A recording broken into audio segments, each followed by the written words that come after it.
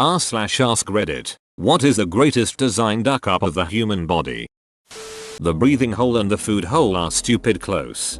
The fun hole and the sewer hole are stupid close. Let me just say that if God was a city planner, he would not put a playground next to a sewage system. Sewage system can be a playground too. You can bite the inside of your cheeks and your tongue. And once you do, you're resigned to it happening over and over again because it swells. Can relate. I don't bite it for 3 months and then I bite it 6 times in one day and it sucks. The brain knowing it's doing wrong but still pushing itself to do it for some dopamine.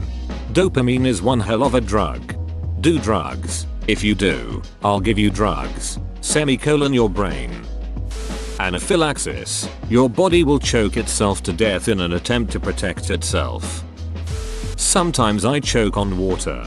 Sometimes I choke on the air I'm supposed to breathe. Women having to bleed and hurt for about a week every month just because they didn't get pregnant. The knees. For a body part that needs to endure so much stress, they are also very delicate. It's one of the most commonly injured body parts, and it doesn't seem to heal well without surgical intervention.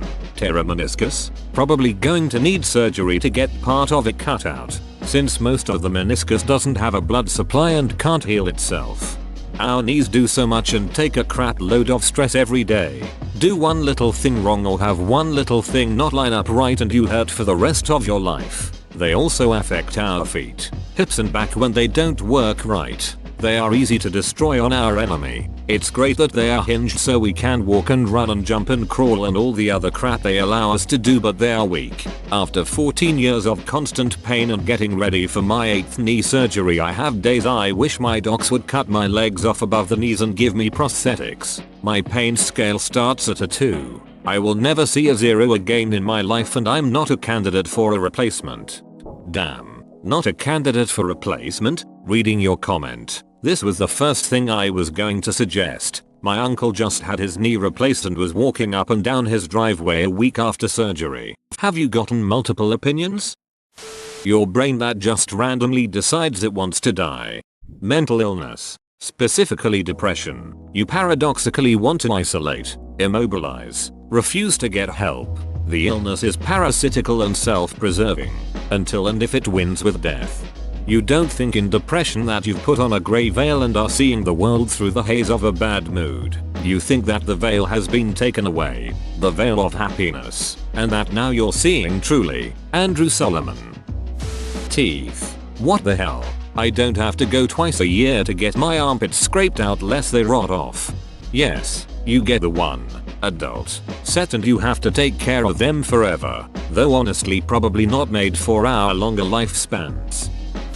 One that stood out to me is when my professor said we are terrible at detecting oxygen levels. Also, I think this is more evolutionary, but the fact that we respond to psychological problems with the flight or fight response, it's like we can't tell the difference. Body is just like, stress. Have some cortisol. Let's go. Body gets me ready to fight a tiger but I just need to do my homework. Better yet, if you have an anxiety disorder of any kind, the brain is fighting tigers 24/7. Tinnitus. Hearing loss. Sure, but a lingering constant ringing? Duck that. That shouldn't be possible. I have extremely loud tinnitus 24/7. It sucks my energy away like nothing else. Worst thing is I'll never get to enjoy silence in my life ever again. So do I. Going on 12 years now. Sometimes it changes pitch and sometimes it's a tiny bit quieter, but it's 24/7.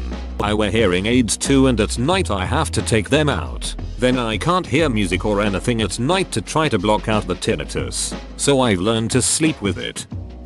I only half remember this, so hopefully someone can elaborate. Part of the human eye is arranged backwards. The optic nerve has to pass through it, which creates a blind spot. Some species have a more efficiently designed eye where this part is facing forwards, so the optic nerve just plugs into the back of it. The retina, which has light sensing cells, is at the back of your eye. The retina gathers information based on the light falling on it, and then sends it to the optic nerve, which in turn carries the information to the brain. Ideally, The optic nerves should be completely behind the retina, so that the entire back end of your eye can be covered with light sensing cells. And while this is true for octopuses and squids, cephalopods, we humans were just sort of unlucky with evolution in this regard. For us humans, the optic nerves are in front, and the part where the optic nerve sort of bundles and goes into the brain is the blind spot. This image I saw on C-Show might explain better.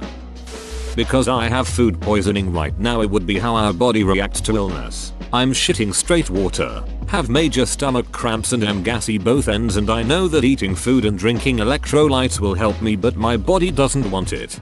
RIP, feel better. The spine. As a person with scoliosis, yes, I hate it. Women having periods, they lose so many vital nutrients every month and run the risk of becoming anemic. On top of this, if you are anemic you bleed more than usual. WTF, stupid idea. Going through it right now gets annoying because there's things I want to do, but I'm also so exhausted as a result. Nutting has a cooldown period. The fact that since humans started walking on two legs, a part of the female population would just straight up die during childbirth because of the stupid evolution of the hip bone. Walking upright was just more important for evolution than fitting those goddamn babies through the birth canal. Thanks nature. Evolution. I'm going to shift the hip bone so humans can walk upright and have their hands free to do smarter things. Brain gets bigger, head doesn't fit through hip bone. Evolution. Oh god, what have I done? Fingernails are too damn fragile. Ripped off my goddamn fingernail last week. Not fun. As for toenails, you cut the big one wrong and boy does it hurt after being on your feet a long time. Y'all ever broke off the entire big toenail? That straight sucks. Or hit your nail real hard and it starts bleeding from the inside. There's nothing you can do about it.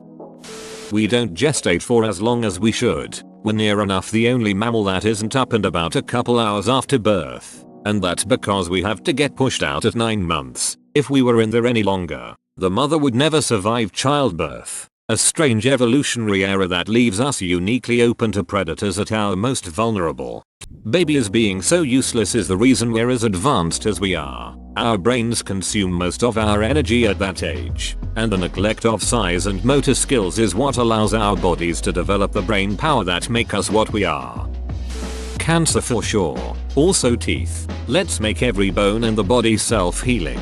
Except the ones that are under constant bombardment of outside agents. Those we'll just leave to their own devices, and if they start to wither away, then oh well. Whoa, you made it to the end? You're a ducking beast. I'll cut you a deal. Smash like and subscribe for more curated content, bruh. It's free and that's a great price.